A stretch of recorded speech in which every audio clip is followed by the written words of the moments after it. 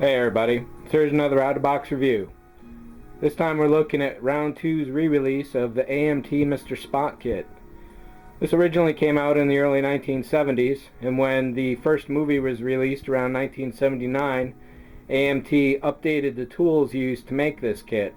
They changed the uniform and a couple other things to make it more movie-like, and what Round 2 had to do was undo what AMT did and restored it to its originals.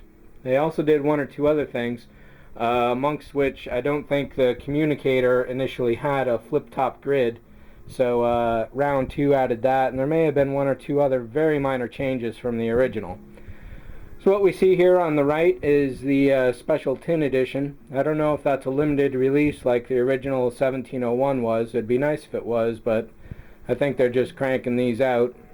And then over on the left is basically the way the model came out initially, long box version it's called. So the tin is definitely around. I've seen tons of those all over the place. That sold to me for 39 bucks a few months ago, and I just picked up the regular box for $21 just the other day. When I ordered the tin from my local hobby shop, their distributor stuck them with 5 of these overall, and not one is sold. So I figured I'd help them out and I'd build this one so they could put it in their window and hopefully generate some interest. So I won't be opening the tin at all. I'm saving this for posterity.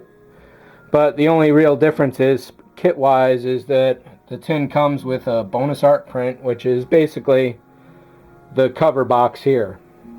Nothing else is different. So let's crack this open. And, well, let's take a look at the boxes first, I guess. It's a big scale of Mr. Spock, an entire 6 inches tall. So not a lot of artwork on this one at all. It's the same basic photo on all 4 sides and not much else. And the same goes for the tin, except this at least has the picture of Spock that originally came on the box. And that's pretty much it looks like. So yeah, let me crack this plastic open and we'll take a look at what comes inside. So it's a nice piece of artwork for whatever it is on the cover there. I never actually saw this kit around when I was a kid. It's one of the only Star Trek ones that I never got, but I was never really interested in figure kits. And it certainly doesn't look like Spock in the artwork, nor on the model. And this scene never occurred in any Star Trek show. So I was pretty much always disinterested in it. So open up the box here. Looks like we've got 3 trees plus the base. One of the pieces is fallen loose. Pure white styrene. It's a nice detail on the snakes here. And some interesting textures on the base. On the instruction sheet, single piece of paper. Looks fairly straightforward as far as the assembly goes. I doubt there's any way to really mess this up when you build it. And a very simple painting guide. So let me cut all these pieces loose and I'll lay them out. So this is in fact a terribly simple kit. I don't know if you could get too much simpler. This is probably really great for a kid to build, I imagine, and anyone older that's looking for a bit of nostalgia as well. So one of the pieces had broken loose, not too big a deal, just half of the torso there. Looks like there's a little scuffing or something on the shirt. I can't quite tell what's going on. But this is definitely a model that occurs in the painting stage. I doubt this would take much more than an hour to put together for anyone knows what they're doing. Getting rid of the seams will probably be an issue, but assembly? No, definitely not. So insofar as, let's get some focus here maybe, tone the light down a little, get some harsher angles going on. There we go. So insofar as that is the face of a Vulcan, it's kind of Spock, but insofar as being Leonard Nimoy, definitely not.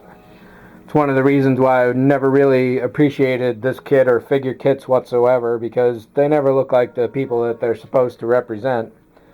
So that the best part of this model occurs here on a creature which never actually happened in Star Trek. I definitely find some humor in that. And there's some really nice detailing in the scales there. If I weren't giving this back to my model shop essentially so they could use it as a display piece, I'd probably use this snake for something else. Really not too much to say on this. As far as an AMT kit goes, it's as inaccurate as anything else they've ever made. Boots are wrong. The phaser is wrong. The communicator over here is wrong, not only on the back side, but also on the front side too. Maybe get a little depth relief from the shadows, sort of, not quite. And as far as looking like Nimoy, it doesn't. Yeah, so essentially this kit is all about the paint job and the effort you put into it there. What I may try and do is, once the head is assembled, I'll take a heat gun to it and maybe I can push the cheeks in a little or do something to make it a little more Nimoy looking. Otherwise, I'm not really going to spend too much time on this whatsoever. Just slap it together, maybe throw some flex stone on the base there, which is also a nice piece, but nothing you couldn't do by yourself, of course, if you were inclined to make one. So definitely no faults on round 2 part. As far as AMT kit goes from the 1970s, like I say, it's as inaccurate or accurate as anything else they ever did from that era, which is more inaccurate than anything else. Snake is definitely nice, and this is probably a really great buy for a kid, definitely, if they're into Star Trek at all. At 20 bucks, 21 bucks, it's definitely a decent price overall. Instructions are dead simple. It's hard to go wrong on that front. And as far as any kid goes, I'm sure they'd find it enough of a challenge and enough of a reward that it'd be worth it. So that's pretty much it for this review. As always, thanks for watching. See ya.